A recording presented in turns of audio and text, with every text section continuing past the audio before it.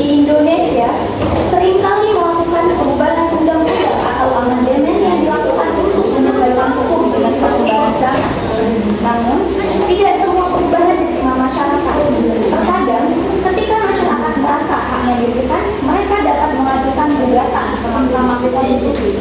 Maka di sini kami dari kelompok 2 akan menampilkan sebuah contoh dari persidangan perubahan amandemen dan undang-undang yang dilakukan di Mahkamah Konstitusi sesuai dengan tema kami. Baik, saya Ananda Fatia Rahma selaku narator. Saya T.A. Martin Maesa selaku ketua konstitusi. Saya Bukan Andika sebagai hakim 1. Saya Irma Mendah sebagai hakim 2. Saya sebagai hakim 3. Saya Sekali Sembilan sebagai pemohon 1. Saya Irma sebagai pemohon 2. Saya Nurul sebagai pemohon 1. Saya Sheila Ernest sebagai perwakilan DPR. Saya Rusna sebagai perwakilan DPR. Saya Muhammad Ali sebagai panitia. Dan saya Lukman sebagai wartawan.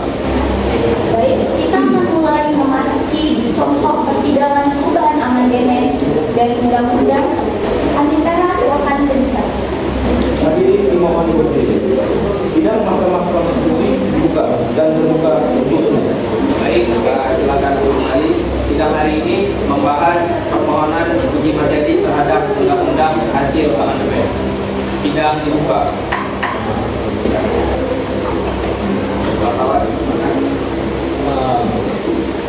Hari ini akan berlangsung sidang penting di Mahkamah Konstitusi mengenai pengujian undang-undang hasil amandemen yang dianggap membatasi kebebasan berpendapat masyarakat. Kami mempersilahkan pihak pemohon menyampaikan permohonannya.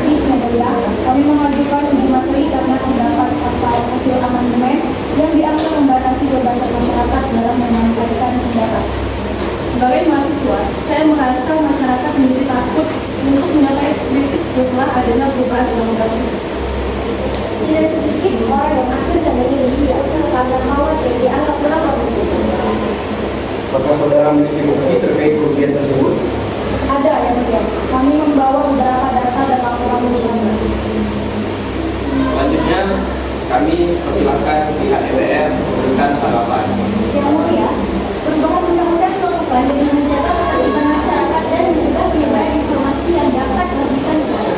Perubahan menilai tekanan itu telah dibuat sesuai dengan prosedur hukum dan kepentingan nasional. Instruksi sedikit untuk pemerintah. Pertanyaan saya sangat sederhana.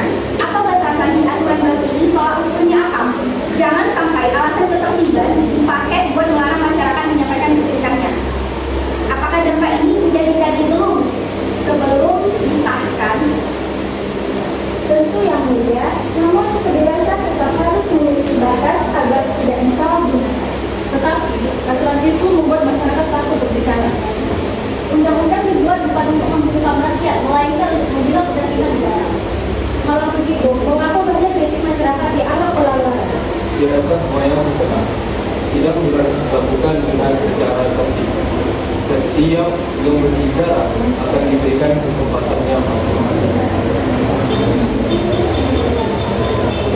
Bagaimana pendapat saudara hakim? Menurut saya ada beberapa bagian pasal yang memang terlalu luas penafsiran. Saya setuju, hal itu bisa menimbulkan ketidakadilan dari masyarakat. Mahkamah Konstitusi harus menjaga poin-poin agar tetap sesuai dengan undang-undang 1945.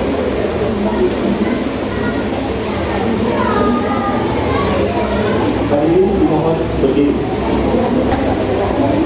Telah mempertimbangkan seluruh bukti dan keterangan para pihak, Mahkamah Konstitusi memutuskan bahwa sebagian pasal hasil amandemen tersebut bertentangan dengan UUD 1945 dan tidak memiliki kekuatan hukum mengikat.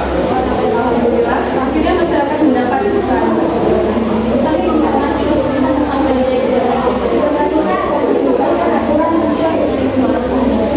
Keputusan ini menjadi perhatian besar masyarakat karena menuntut hak kebebasan berpendapat.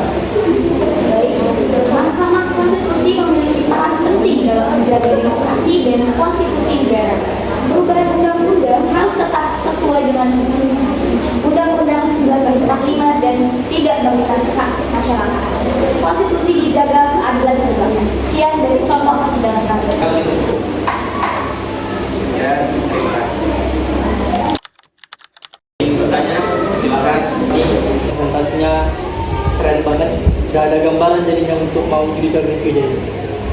Mungkin sedikit saran dari aku aja sih untuk tambahan aja.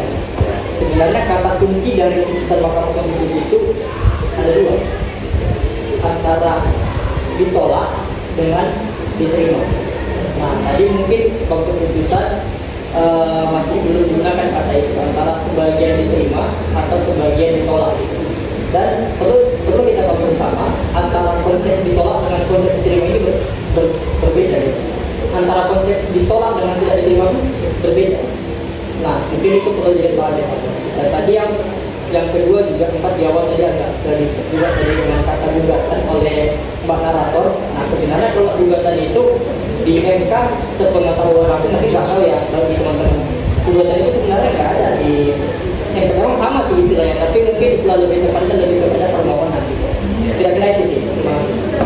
Jadi mungkin untuk kali ini